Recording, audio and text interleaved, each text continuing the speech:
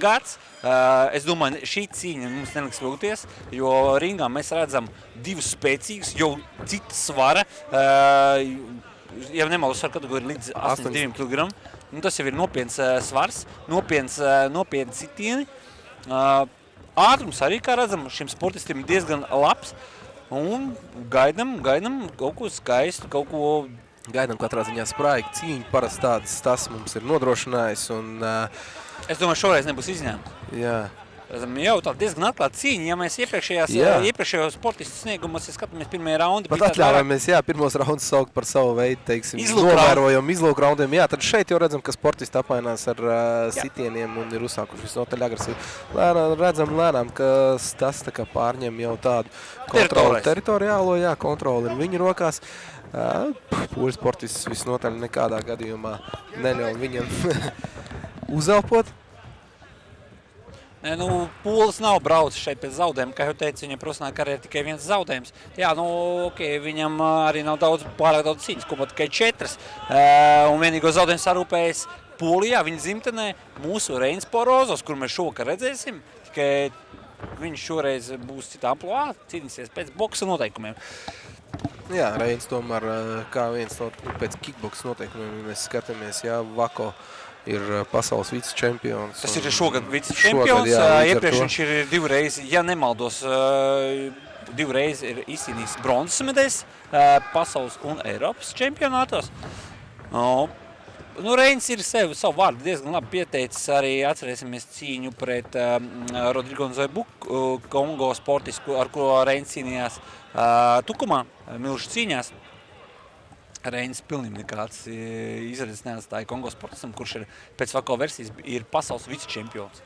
Tātad mēs zinām, ka Reinis sagaidīsim labu cīņu. Bet atgriežoties pie Staņislava Makarenko, mums Staņislavs Makarenko, kā jau te daudz šodien, ko redzētie cīņu pārstāv sportisti nāk no kluba Muay Thai akadēmija. Viņi, kā jau redzam, gan šī kluba pārstāv, gan māca labi boksēt, gan strādā labi ar kājām.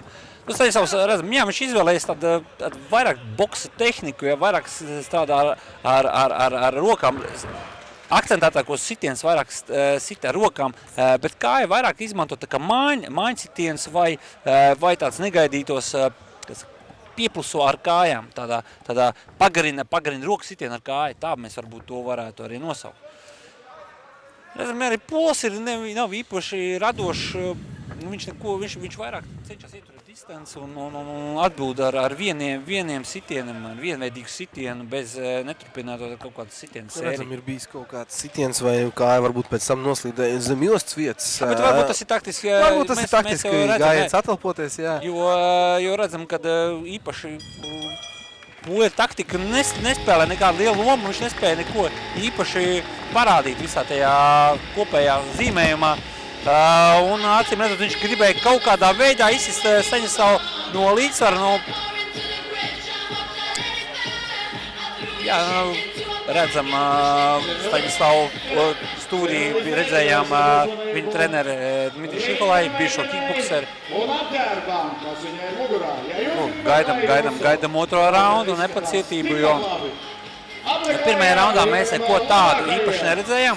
Kaut gan sportisti diezgan aktīvi iesāka pašu cīņu. Cīņa sākumā bija ļoti aktīvi, daudz apmainījās sitieniem, kas liek domāt, ka būs ļoti asa saspringta cīņa. Tomēr uz raunda vidusdaļu uz beigām viņi stipri nomierinājās. Bet es domāju, otrajā raundā viss varētu mainīties, jo nav jau tik daudz laika palicies. Principā 2 raundi, tas ir 6 minūtes. Un, zinot gan Staņislavu, neskatoties to, ka viņa lielākās uzvaras ir izcīnītas tieši pēc punktiem, bet viņš vienmēr iet pēc nakauta. Viņš neizvēlās tādu taktiku, saudzējušo taktiku, viņš vienmēr iet uz priekšu, nebaidās izsist un nebaidās arī izlaist sitienus, lai pēc tam to izmantot savā labā un izdarīt kaut ko tādu, kas nestu uzvaru. Redzat, otrais rauns, arī Pols izskatās jau nedaudz labāk, jo viņš varbūt atpojās, varbūt ieguva kaut kāds norādes pareizās no savu sekundātu puses. Tā pašlaik liekas, ka, teiksim, tas raunda sākums Polim ir labāks. Acīm redzam, viņš varbūt fiziski uz 3 minūtēm nevar noturēt vienu to tempu. Ja. Katrā ziņā redzam, ka, teiksim, ar tādiem agresīvākiem sitieniem Pols ir uzsācis šo cīņu, bet tūlītās pat jau man liekas, ka Staņislavs atkal pārņems kontroli teritoriālo. Ļoti lai gan ne. Neparocīgs ir poļu sportists, jo redzam, viņam labāk kāja ir priekšā. Tas nozīmē to, ka viņš ir acīm redzot krēlis. Un krēļi vienmēr ir paši neparocīgākie pretinieki. Jo viņam ir nestandarta, ja salīdzinām ar labročiem, viņam ir nestandarta tehnika. Redzat, Pūls māk arī mainīt. Jā, viņš maina stājas. Tas ir dažreiz ir ļoti bīstam pēc paša sportists, kurš tās stājas maina, jo te ir jāpāzina. Bet tajā pašā laikā tas ir ļoti neērt priekš pretinieki. Un redzam, tas grūti ir strādāt Staņislavam, bet Staņislavs nav atpjucis un viņš jebkurā brīdī atrod iespēju trāpīt pretiniekam un samazināt distanci, lai izdarītu kādu sitienu ar roku. Es tomēr gribētu teikt, ka salīdzinot ar iepriekšējām cīņām, šajā cīņā poļu pretinieks visnotaļ viennozīmīgi neļauj Stasam strādāt tā, kā viņš to gribētu un tā, kā viņš to dara. Poļa pieredze dara savu. Ja Pols saprot, ka iet ar Staņislavu apmaiņā ar cilvēku, ar sportistu, kuram ir ļoti labi izteikta boksa tehnika, tas būtu tikai muļķīgi. Jā, un redzam, kreisā. Jā, bet Pols nepaliek sitienu parādā un viss notiek. Jā, arī šeit sportisti mazliet vairāk strādā, teiksim tā, pēc boksa tehnikas.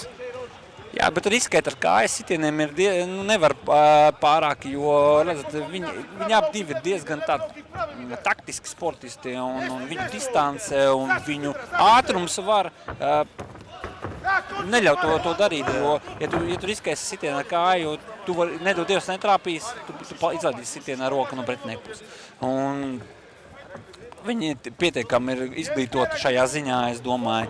Nevienu cīņu aizvadījuši ringā un tādas kļūdas viņi neviens negrib pieļaut. Protams, skatīt, būtu interesanti būtu, iespējams būtu nakauts, bet sports ir sports. Katrā ziņā visnotaļ līdzīgi cīņa. Šeit arī es atturēšos no prognozēm, gaidām trešo izšķirošo cīņas raundu. Un, manuprāt, ja es nemaldos, paskatāmies pēdējās cīņas, šīs skatās Stasam viena no grūtākajām. Es runāju par pēdējām 2-3 cīņām. Bet es neteiktu, ka ir grūta cīņa. Viņam ir vienkārši neparocīga šī cīņa. Viņš izdara, principā, viņš neuzņem sitienus. Viņa sitieni atkal sasniedz savu mērķi. Varbūt ne visi, bet katrā gadījumā Staņislavs, manuprāt, minimāli, bet viņš ir vadībā pēc punktiem. Novēlam Staņislavu spēku un izturību uz trešo raundu. Polim šobrīd nav ko likt pretī Staņislava uzbrukumiem. Labi, uzbrukumi ir varbūt tādi saraustīgi. Bet, jebkurā gadījumā, Staņislavs ir pareizā ceļa. Tātad Staņislava treneris Dmitrijs Šiholais dod pēdējos norādījums arī sekundātu pusi ir arī Jevgeņijs Aleksejevs, kurš, kā atceramies, šā gada, ja nemaldos, sākumā KOK turnīrā salauz smagu kājas lūzumu. Bet pieļauj, ka drīzumā viņš arī būs apakaļ ringā, bet kamēr viņš vēl pats nestartē, viņš sekundē savu klubu biedru Staņislavu Makārenku. Trešais pēdējais šīs cīņas rauns. Jā, kā ierasts, teiksim, sāk aktīvāk tieši pašu raundu sāk un pēc tam lēnām tomēr Staņislavs pārņem vadību. Redzēsim, kā tas būs šajā raundā. Es nedomāju, ka Pols baigo vadību uzņem. Viņš šāk agresīvāk. Jā, viņa sitien, principā, redz, visi sitien ar roku ir Staņislava blokā. Principā, bezjēdzīgi izdarīt sitienu.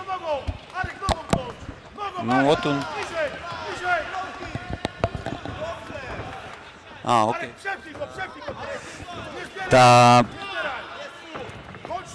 Jā, tagad viņš ir diezgan lielās problēmās ir nonācis. Poļu sportists. Skatāmies. Poļu sportistam rokas nepārtraukti atrodas lejā. Es pieļauju, ka kādā brīdī to arī var izmantot Staņislavs.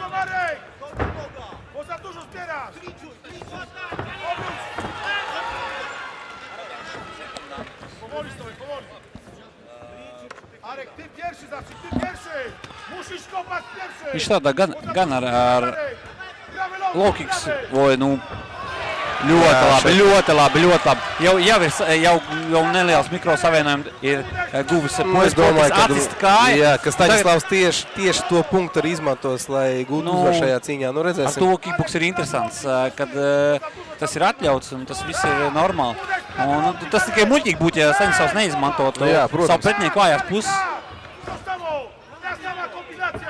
Pols ir, fiziski nebija gatavs šādām cīņai, tik ilgai cīņai. Jā, redzam, ka... Diezgan teatrāli, viņš atpūšās, it kā norādot, ka Jā, it kā pa pakaus, bet viņš pa pakaus es neredzēju tiešām. Varbūt mēs kaut ko palaidām garām. Varbūt šajā rakursā mēs to neredzējām. Katrā ziņā, jā, mēs neredzējām nevienu citiem pa pakaus, bet, katrā ziņā cilvēks ir atalpojies, es domāju. Tas ir gatavāks cīņu turpināt, jā. Kāpēc, lai cīņas sportā nebūtu savādāk nekā citos sporta veidos? Te paslīdē. Jā. Te ir grūdieni un paslīdē, te ir vairāk bezspēks. Man liekas, jā, kad poļu sportists gaida, es tiešām... Viņš gaida to brīdi, kad beigsies cīņa, jā, jo pašlaik izstāst, kad no viņa... Viņas zitieni ir absolūti, viss rokas lejā, viņam ir absolūti bezspēkā. Cerēsim, ka tu izmantos šo brīdi. Staņislavs, tu nebija knockdowns, te nebija nekā, te viņš krīt atkal teatrāli, krīt zemē bezspēkā. Manuprāt, poļu sportists izmanto savus sitienus vairāk tādu mērķi labāk, nevis lai nodarītu pāri Staņislavam, bet lai vienkārši Staņislavs nespētu izdarīt savus sitienus, teiksim tā. Līdz ar to sitieni daudz, bet viņi neizstāsta, kad... negribētu teikt, varbūt, lai būtu nekorekti, bet nepārāk spēcīgi, teiksim tā. Katrā ziņā šeit, es domāju, nevajadzētu būt runāja ne par kādu ekstra raundu, un katrā ziņā savu kārtēju uzvaru gūs Staņislavs Makarenko. Ar ko? Jau 15. Jā. Gribu piezīmēt, 15. uzvara, 17. aizvadītās cīņās. Labi, ok, mēs aizskrējam laikam pa priekšu, mēs gribam būt gan komentētāji, gan arī tiesneši. Nē, mēs negribam būt tiesneši, tāpēc varbūt... Tāpēc mēs ļausim viņiem strādāt savu darbu, gaidīsim oficiālo verdiktu, bet es ceru, ka mēs saredzējam tieši to pašu, ko... Mēs nepaziņojam uzvarētājs vai zaudētājs, mēs izdarām prognozes, kas ir tikai normāli, tāpēc tā kā vispārējie skatītāji. Vienmēr esam par savējiem, varbūt kāds ir pa kāds citu. Ir savu favorīti, ir savs prognozes. Es domāju, ka mēs cenšamies skatīties objektīvi. Protams, mēs turam īšas par Latvijas pārstāvu, bet tajā pašā laikā mēs gribam ieturēt savu neutralitāti un gribam novērot skaistu un profesionālu cīņu. Katrā ziņā neviens no mums arī skatītāji nepriecāsies par kaut kādu nepelnītu uzvaru. Galvenais, lai uzvar vietējais sportists. Mēs esam par skaistu, tīru cīņu. Un lai uzvar spēcīgākais. Protams, bez pārsteigumiem apsteicam Staņislavu.